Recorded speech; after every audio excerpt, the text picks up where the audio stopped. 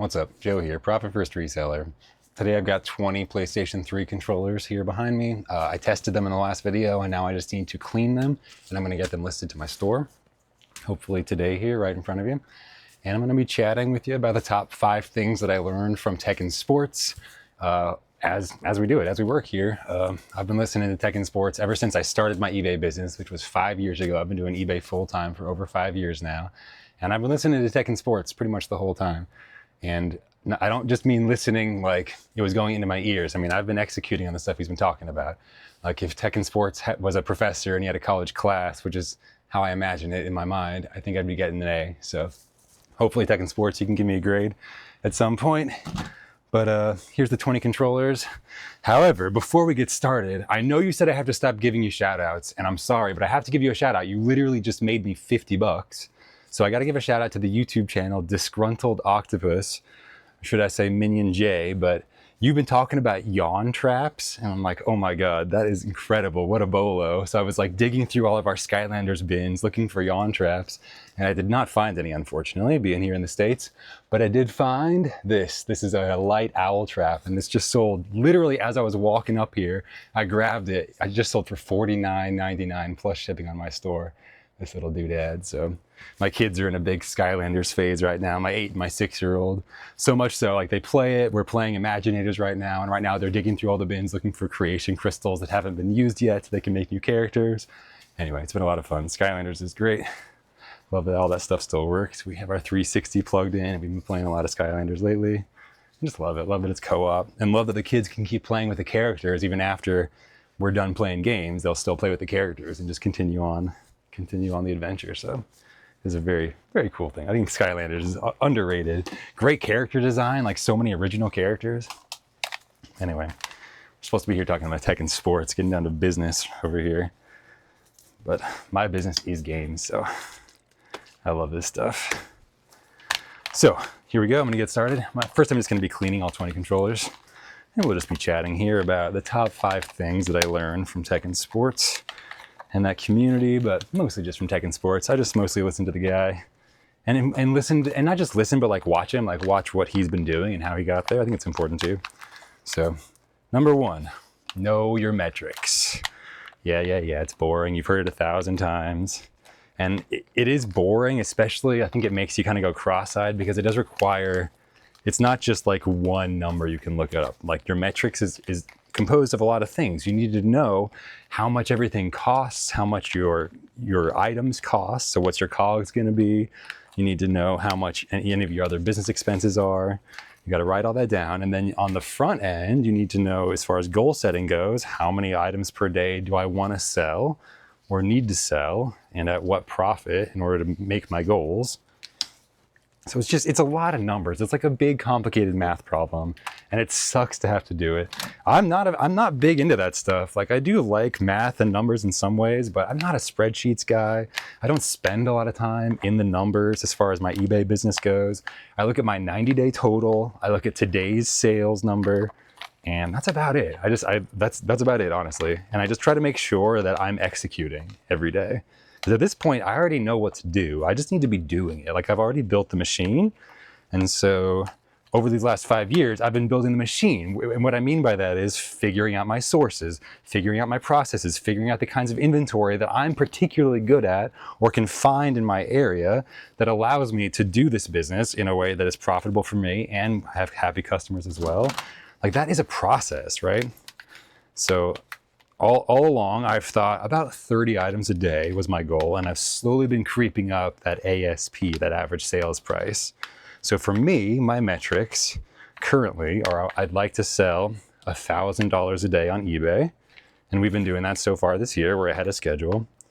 But I also know that our life actually only costs about $500 a day after everything, after taxes, after the amount of money that I would have to spend to buy the inventory to sell $500 a day, if that makes sense. Like you got to do all those numbers.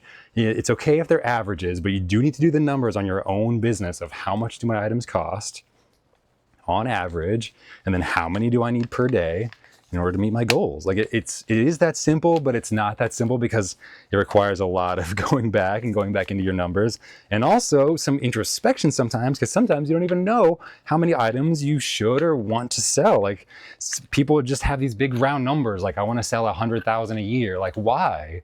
Does your life cost exactly 100,000 a year after you've already invested, like after savings and your retirement accounts, it's exactly 100,000? Like that just seems like a made up number. Like I think if you really run the numbers, you'll know how much. And actually that kind of leads me into number two. So the number one thing I've learned from tech and sports is know your metrics, okay? Simple as that. Number two is know your daily break even. Because like I said, I think that kind of breaks it down for a brain like mine. Like I really don't like big spreadsheets. I'll sit down and I'll do the big complicated, what seems like a math homework to me, like running your metrics, like figure out what the numbers are for your life, adding up all of the electrical bills, blah, blah, blah. Like I'll do it, but only because then I can get the number that I like, which is my daily break even. So that was that number, $500. So I know that that's including everything. So that's when me and my wife sat down. We've had this conversation, I don't know, a couple of years ago now.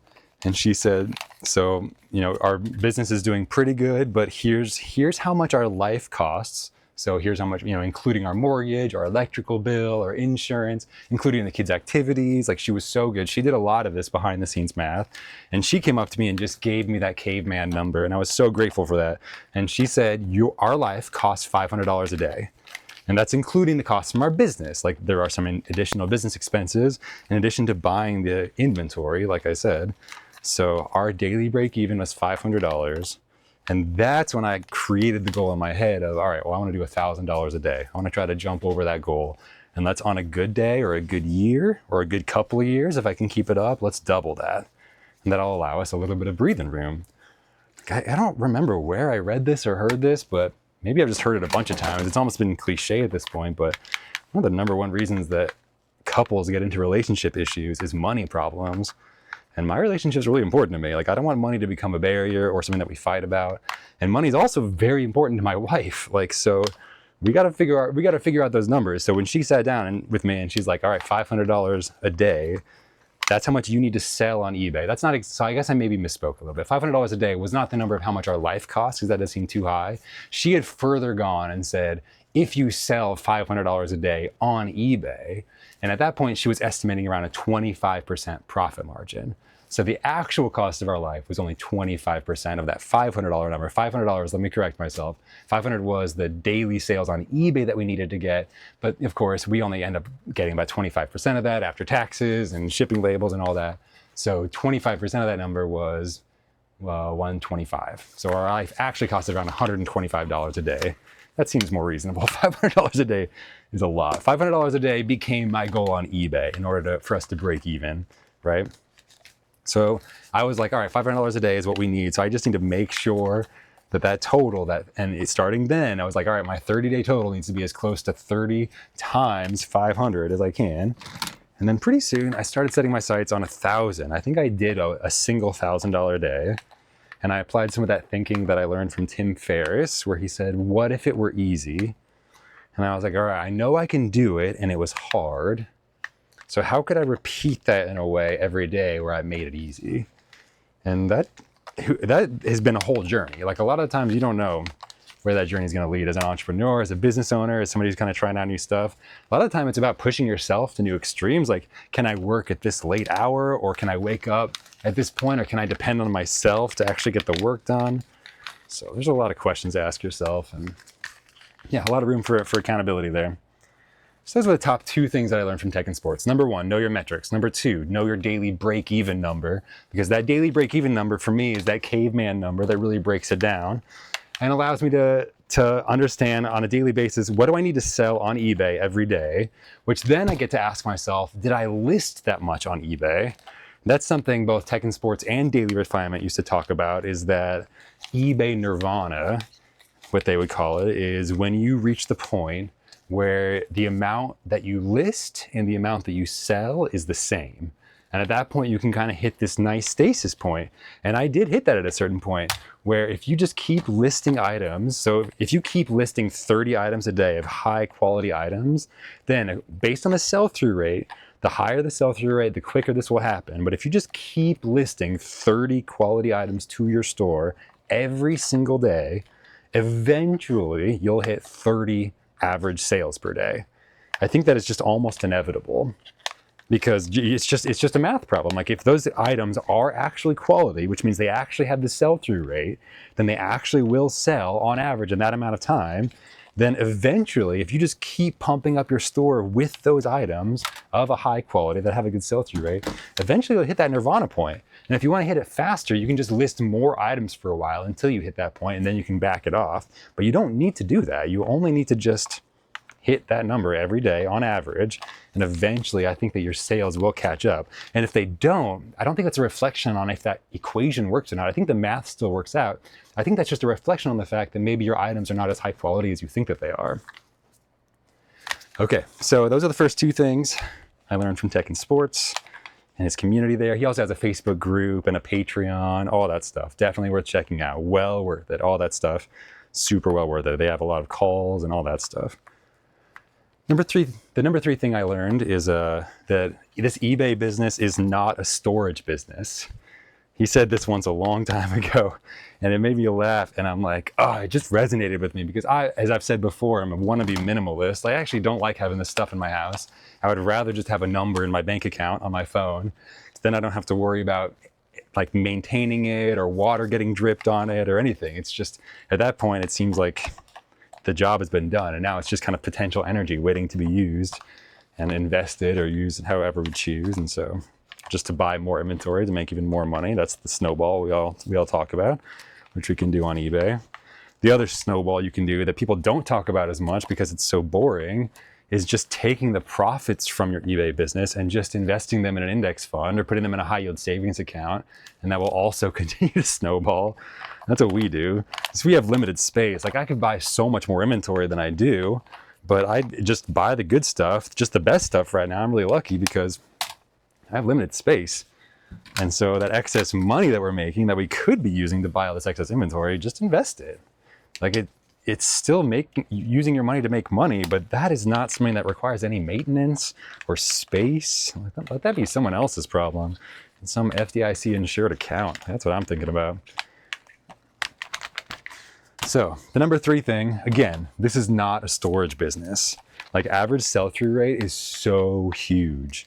And I think that there's a unique spin that I don't hear a lot of people talking about when it comes to average sell-through rate. And so average sell-through rate is, a lot of people can evaluate that by just looking at the number of items that are currently available on eBay and comparing that number to the number of solds on eBay. And I think what people don't take into account is that, in general, what I'm looking for is just a large number in the solds. Like, whether or not there's a lot of actives or not actually is not as important for me. So I do run that little calculation, because if there's 0 actives and you see a bunch of solds, then you know I'm going to the very top of the list as far as pricing goes, because I'll be the only one on eBay. So I will look at it, but in general, I'm just looking at the solds, because if I see 500 solds, then that just tells me there's a ton of people searching this item every day, every month on eBay. A ton of people willing to fork out money for this item, over 500, every month or every 90 days. And regardless of how many actives there are, I already know that I'm going to outcompete them. Like, I'll have a competitive price, good quality photos, a great shipping policy. Like, I'm going to sell first. I accept offers. Like, make me an offer. I'll ship this thing out tomorrow. Like, I think if you have that kind of confidence in your product, then you don't have to worry as much about the actives, because that's just everyone else that's pricing their items too high, or took poor quality photos, or doesn't know how to write their keywords in. And you're going to do all that stuff correctly. So you're going to be one of the solds within the next month or two. Like, 500 solds is great. Even if there's 2,000 actives, even if there's 10,000 actives, like, I'm going to be one of the top ones. I'm getting this item sold. Like, I'm very motivated to sell. So this is not a storage business, in other words. Like, the whole point is to get this stuff sold first. Like, there is a bit of a competition here when it comes to other resellers. especially if we're all selling the same stuff. So you got to do what it takes to get sold first, if that's your priority. And for me, my priority, especially in a small, limited space like I have, where my only inventory spaces are my garage and now 2 sheds in the backyard. But still, I'm taking my space very seriously. Like, I want to make sure that my inventory is valuable. So if I can't get stuff sold, if I can't figure out a way to sell my inventory within 90 days or so, then I'm probably not going to buy it again. So for me, sell-through rate's incredibly important. All right, so that's all the controllers cleaned. Now I just get to start sorting these by model number. As we finish up number 3, the number 3 thing I learned from Tech and Sports is this is not a storage business. So number 1, know your metrics. Number 2, know your daily break even. Number 3, this is not a storage business. Number 4 thing I learned from Tech and Sports, and I probably should have led with this just because it reflects so well, I think, on him, but I'm trying not to sound too much like a suck up right now. But the number 4 thing I learned from Tech and Sports is to pay your sources well.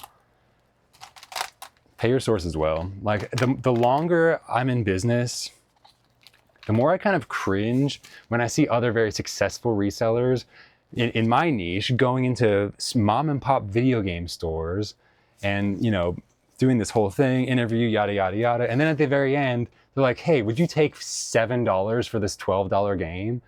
And I'm like, you're a bigger company at this point. Like, you're the bigger reseller. Like, you should be tipping them. Like, at least pay them full price. They're like helping you get content. Now, I'm only seeing it on these YouTubers, but something Tech and Sports said was like, would you go into a mom and pop pizza shop and say, hey, I see your pizza's listed for 12 bucks. Would you take 8?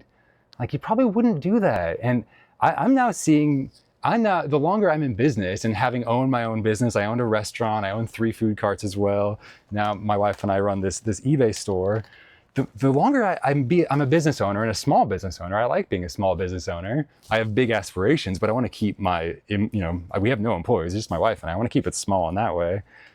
The more I kind of cringe, honestly, that's a little bit like pay the mom and pops, like make money off of the big shops, make money off of the GameStop sales or the Target clearance. Like, that doesn't feel as icky because that's the price that they chose. You're not going to the register and haggling with them, but it's like to go to a mom and pop shop and just because it happens to be the owner there offering a lower price and like the constant, and even at game shows, it's like these resellers are not even likely as successful as you are, and like you're trying to lowball them. I think this just comes down to watching what Tech does. You know, if you're watching his videos when he's looking at inventory, he asks how much, and then it's a yes or a no. And I think that is just very simple. There's no need to be rude about it with the no as well, just like, not for me, thank you. But I think that's totally fair. And to also be willing to pay what they're offering, because when you pay your sources well, they do better and they're gonna continue wanting to sell. That's how I think about it. I don't go to flea markets necessarily, but I do often buy in auction format. And sometimes the price creeps up pretty close to my maximum price. And one part of me is like, oh, it's getting expensive. But another part of me is like, no, it's still within my metrics. I'm not going to go above the price that I already chose. But this means that the seller is getting paid out and they're going to want to sell their stuff here again. And this place is going to want to host them again. So I'm all about it. I think as long as it's within your metrics and the price is just a yes or a no. And if it's close to the top end of your metrics, you should almost be like, yes, well, you picked well with the price. I'm going to say yes. I'm still going to make money and you're going to make money. Like, it really can be a win-win. So what I was trying to think with that extra quote that it may or may not be attributed to Tech is, if your business model includes haggling, like if you have to haggle in order to make your metrics, like maybe it's worth reconsidering your business model. Just a question. So I'm feeling a little bit scatterbrained. I had a moment of like fangirling out, but this is what happens. I'm again, amateur YouTuber over here, professional eBayer. So number 4, pay your sources well. That's a good thing. When you pay up, that's a good thing. That means they're gonna wanna sell more of that thing at that place. Wherever you source, whatever it happens to be, when you're paying up, but it's still within your number, that you know you're gonna make money because you know your metrics, that's a win-win. You should be stoked for them and happy to be paying out the extra money that maybe somebody might have been offering half as much and you'd also pay that. But just be happy for them. Like they picked the right price and the right guy, the right seller, the right buyer. Like you're gonna pay him, and you're all gonna be happy, right? All right. Number 5, as I started bundling these controllers here, number 5 thing I learned from Tech and Sports is that very few people are actually willing to do the work. And this is unfortunate. I think that I kind of assumed once I joined the Facebook group that would be where all the winners are. And that is where all the winners are, but a lot of them are quiet and there's a lot less of them than I thought. And there's a lot of people that are just wishing that they were there and they have the whole blueprint in front of them, especially if you're part of that Tech and Sports Facebook group or that Patreon. Like the whole blueprint's there. Just like go back in the archives, just like start at the beginning. Like it's all there. It really is. But very few people are willing to do the work. And that's what has allowed me to feel very comfortable just like sitting down, setting record on the camera, blabbing on, forgetting what I'm talking about in the middle of a YouTube video, and just continuing on here. Because I think very few people are willing to do the work. Like I think I'm kind of an exception. And I recognize that, like, I assumed everyone else was putting in so many hours of dedicated work listing 30 items a day, because of course I needed to get 30 items a day listed. Back then my average sales price was just lower. And so I was grinding and grinding. And unfortunately I just hear a lot of people talking about eBay. And I'm like, how many hours did you spend listing? Like, you realize it takes hours of work to make a business operate. Like, this is a job at the end of the day. It takes hours of work every day. And in fact, the more you work, the more money you make. When you really start to see that, then you start to ask yourself questions like, how many hours in a day can I work? Like, how many hours will I get after the kids go to sleep that I'll still get to work on my eBay business because everything's here at home? It's pretty powerful. So anyway, these are the top 5 things I learned from Tech and Sports. I'm going to end it here. Keep it short and sweet. Thank you. Thank you to Tech and Sports and everybody in the group, that Facebook group. It's a ton of support. And talk to you guys next time. Profit First Reseller. Peace. Now it's recording. Recording? Yeah, it's recording a video. That's recording a video? Mm-hmm. Say hello. Hello. Hello, YouTube. Hello, YouTube.